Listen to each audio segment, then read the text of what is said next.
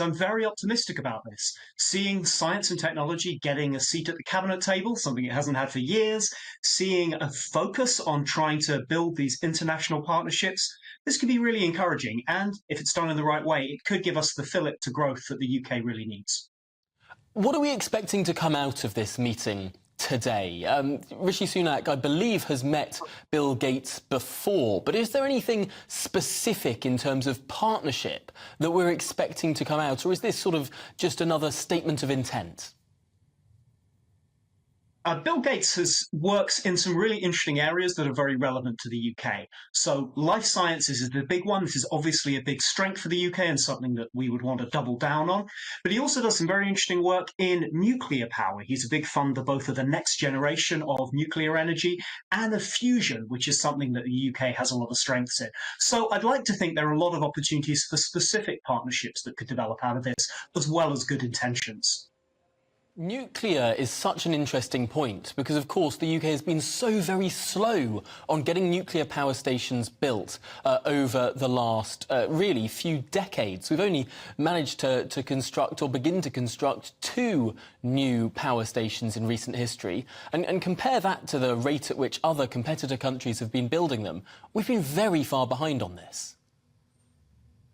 Yeah, that's right. And this feels like a really long-term missed opportunity. If we look at a country like France, which has been building nuclear power stations right through from the 70s, the 80s, the 90s, they have really strong energy security. They have managed to take a lot of the carbon emissions out of their grid because they've really invested for a long time. So they have those skills, they have those industrial know-how to do this. It's something we as the UK really need to work on. But, you know, as they say, the best time to have done this would be 40 years ago. The next best time is to start now. And yet, the political challenges in terms of getting Sizewell C built, for example, have been enormous. Strong local campaigns have been against this sort of development, this sort of construction, frankly, this sort of growth. How can the government get around that issue that very often, whether it's new labs that need to be built, new power stations, or frankly, as the last government found when it tried to extract shale gas in this country, there is simply overwhelming opposition? It's a really tough question. It's one that's dogged governments for decades. But I think there are genuine things that you can do. I think there's been some really interesting work done by campaign groups like Britain Remade, looking at how you can persuade people that they are happy to have, for example, wind turbines near them. And one of the propositions that they've come up with is to say, if you want to have wind turbines near you, we will give you energy price reductions, we'll give you cheaper bills. So it makes it a choice for communities to have, and it allows them to share in some of this economic growth, some of the benefit that we get from this investment. Making it a proposition that works for individual communities is, I think, the only way you can make this happen.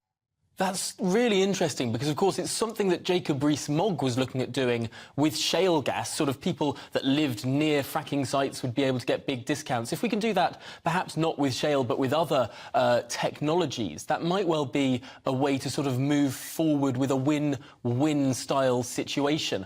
Just finally, Stian Westlake, when might we start to see some of this change actually take place in this country, some of this new innovation, science and technology come about? Because this government does not have long left in office.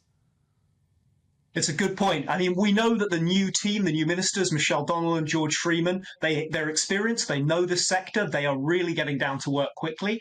The benefits take a while to come, but the good news is this is something that the UK has been gradually building up its investment for quite a while. So we've been investing more in R&D for the last 5 years. I'd like to think this is a time now where if we do the right things, making it easier to build, for example, around places like Cambridge and Oxford and London, the benefits could be realised quickly and maybe even in time for the politicians' timelines. Fingers crossed.